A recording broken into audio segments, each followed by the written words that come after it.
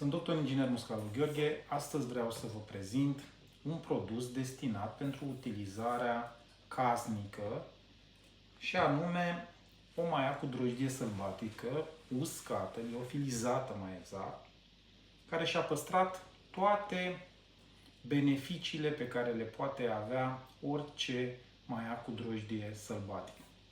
Numai că, în plus, avem o predictibilitate mai mare, o constanță mai mare, gust foarte bun, fără să crească aciditatea în produs.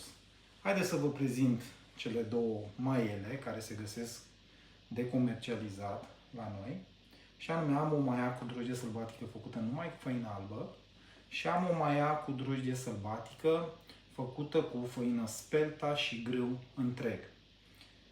Bineînțeles, una este destinată pentru pâinea albă, făină albă, și una este destinată dacă doriți să faceți pâini cu făină integrală sau pâini cu făină de secare.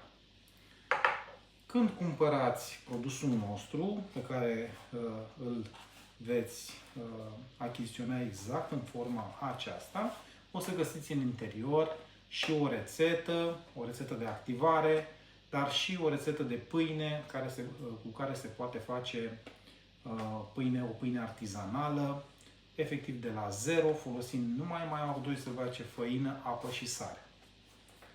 Dar acum aș dori chiar să vă arăt cum puteți să faceți dumneavoastră singuri acasă și să vedeți cât de ușor este să obținem această maia. Haideți să facem cutia.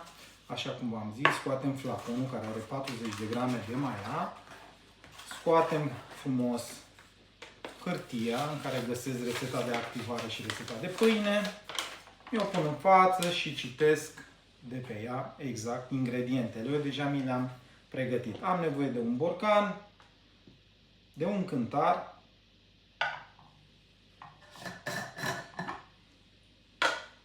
în care voi așeza 20 de grame, adică jumătate din flacon,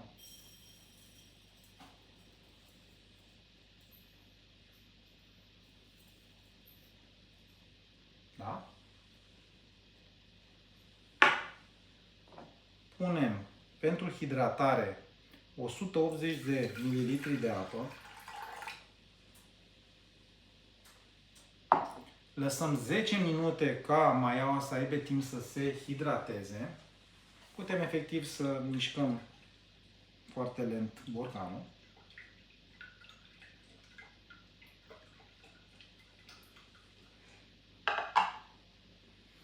După ce au trecut cele 10 minute, adăugăm 200 de grame de făină.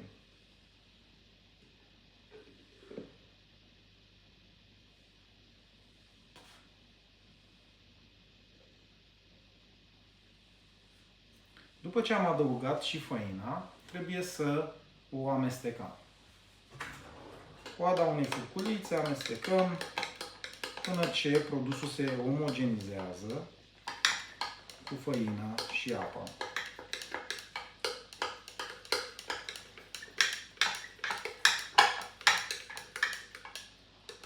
După ce produsul s-a omogenizat, curățăm ușor marginile borcanului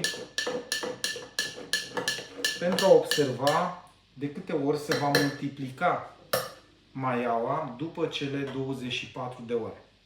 Pentru a avea deja un rezultat pe care putem să îl observăm, eu deja am făcut o maia și putem să o observăm aici care este diferența în cele 24 de ore.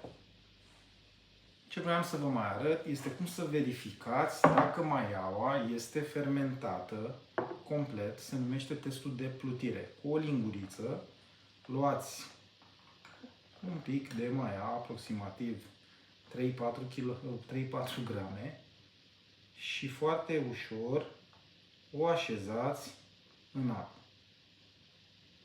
Dacă ea va pluti, înseamnă că cantitatea de dioxid de carbon din interiorul bucății de maia susține procesul de plutire. Și înseamnă că maiaua aceasta este gata pentru a produce cu ea o pâine artizanală, fără drojdie comercială, doar cu drojdie sălbatică.